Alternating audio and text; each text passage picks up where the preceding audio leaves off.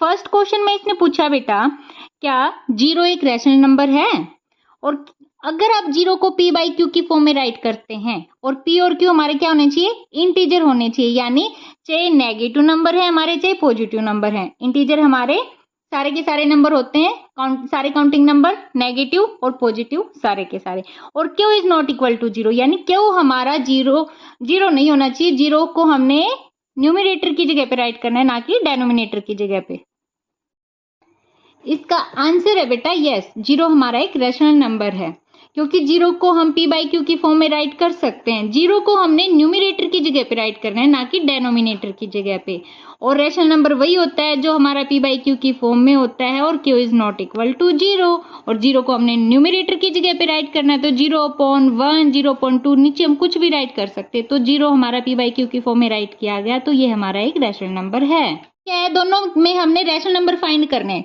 2 number के बीच के rational number find करने के लिए हमने उसके डेनोमिनेटर को सेम करना पड़ता है, और कोई भी 2 रैशनल नंबर हैं तो उनके बिटवीन अनलिमिटेड हमारे नंबर होते हैं, अनलिमिटेड रैशनल नंबर होते हैं बेटा।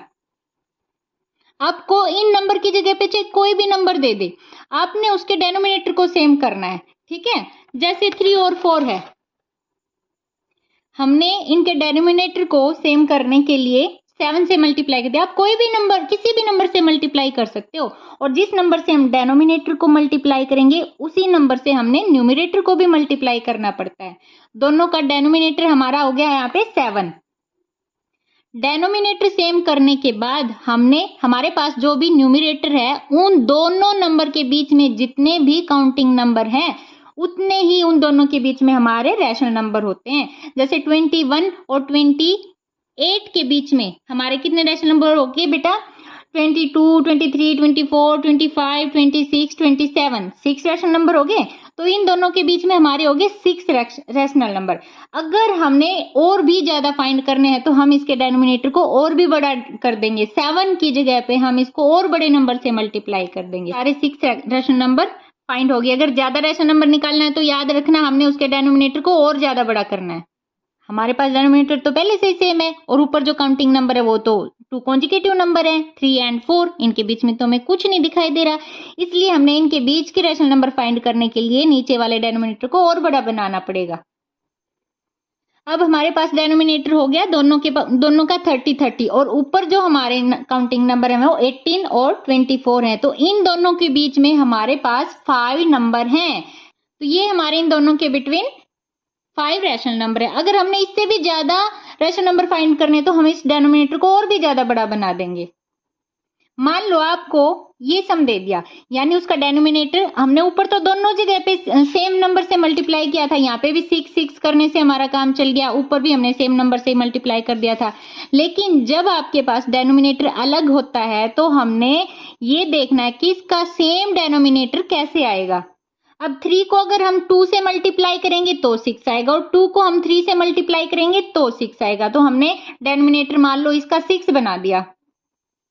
जिस नंबर से हम नीचे मल्टीप्लाई करेंगे उसी नंबर से ऊपर, यहाँ पे नीचे 3 से किया तो यहाँ पे 3 से किया 6। तो इन दोनों के बीच में हमारे कितने रैशनल नंबर हो गए, 5, 6, 7, 8। 4 काउंटिंग नंबर है ना, तो इन दोनों के बीच में हमारे 4 रैशनल नंबर हो गए।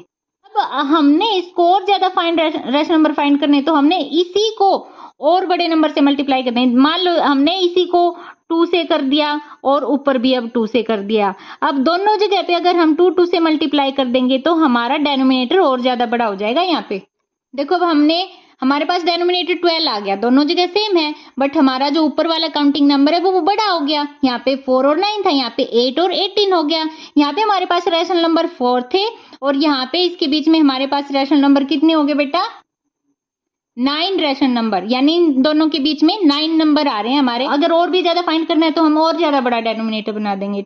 नेक्स्ट क्वेश्चन में इसने पूछा बेटा कि आपको कुछ स्टेटमेंट गिवन है, आपने बताना है कि ये ट्रू है या फॉल्स है। अगर ट्रू है तो उसका रीजन बताना है, ट्रू क्यों है, अगर फॉल्स है तो उसका रीजन बताना है, फॉल्स क्यों है। फर्स्ट में इसने पूछा है every natural number is a whole number. ये कह रहा है कि क्या हर एक नेचुरल नंबर होल नंबर होता है। इसका आंसर है यस, होता है। लेकिन इसको समझने के लिए हमने ये देखना पड़ेगा नेचुरल नंबर कौन से होते हैं और होल नंबर कौन से होते हैं। देखो नेचुरल नंबर हमारे 1 से स्टार्ट होके आगे वाले सारे काउंटिंग नंबर होते हैं और होल नंबर हमारे 0 से स्टार्ट होके सारे काउंटिंग नंबर होते हैं। तो नेचुरल नंबर और होल नंबर में एक 0 का डिफरेंस होता है बेटा, एक होल नंबर में एक 0 ऐड हो जाती है, ठीक है। और सारे के सारे नेचुरल नंबर तो हमारे होल नंबर होते हैं, बट सारे होल नंबर नेचुरल नंबर नहीं होते, सिर्फ एक 0 की वजह से, ठीक है। तो इसका आंसर आ जाएगा यस। ये स्टेटमेंट क्या हमारी ट्रू है। इसका आंसर आएगा every natural number lie in the whole numbers, ठीक है। नेक्स्ट इसने पूछा है क्या हर एक इंटीजर होल नंबर होता है। यस है तो क्यों है, और नो है तो क्यों है। इसके लिए भी हमने इंटीजर्स का और होल नंबर्स का पता होना चाहिए कौन से हैं।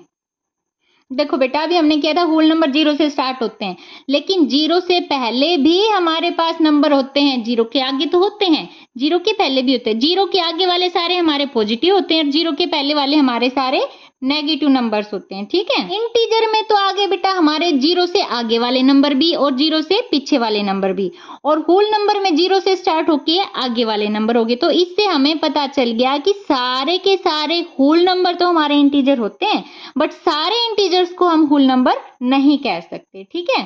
तो इसलिए हमारी स्टेटमेंट क्या होगी, फॉल्स। इसका आंसर क्या आ जाएगा बेटा, false, because negative numbers are not whole number, ठीक है। अब आगे क्या इसने क्या पूछा बेटा, क्या सारे के सारे every rational number whole number होते हैं, यानी हर एक रैशनल नंबर होल नंबर होते हैं। ये ट्रू है या फॉल्स है। इसके लिए भी हमने रैशनल नंबर और होल नंबर का पता होना चाहिए। अभी हमने किया था कि होल नंबर हमारे 0 से स्टार्ट होके आगे वाले सारे काउंटिंग नंबर होते हैं, लेकिन हमारे रैशनल नंबर क्या होते हैं बेटा, रैशनल नंबर हमारे p बाई क्यू की फॉर्म में राइट किए जाते हैं, और p और q में सारे के सारे इंटीजर्स में से कोई भी इंटीजर हम राइट कर सकते हैं, बट हम q की जगह पे 0 नहीं राइट कर सकते, p by q, but q is not equal to 0, तो वो नंबर हमारा रैशनल नंबर होएगा, ठीक है। हमारे पास रैशनल नंबर -3/2 भी हो सकता है, तो ये तो नेगेटिव इंटीजर आ गया। सारे के सारे होल नंबर्स को हम रैशनल नंबर कह सकते हैं, क्योंकि सारे होल नंबर के नीचे अगर और कुछ नहीं है ना, तो डेनोमिनेटर 1 तो होता ही है, लेकिन सारे के सारे रैशनल नंबर को हम होल नंबर नहीं बोल सकते हैं, ठीक है। तो ये स्टेटमेंट भी हमारी हो गई false, because -3/2 is not a whole number. इसकी जगह पे आप कोई भी राइट कर सकते हो, जरूरी नहीं है -3/2 राइट करना है। इसकी जगह आप 3/5 भी, 7/2 भी, कोई भी नंबर राइट कर सकते हो, ठीक है। रीजन आपने बता दिया, बिकॉज डैश नंबर, डैश की जगह आप कोई भी नंबर राइट कर सकते हो, dash number is not a whole number, p by q की फॉर्म में राइट करके, ओके।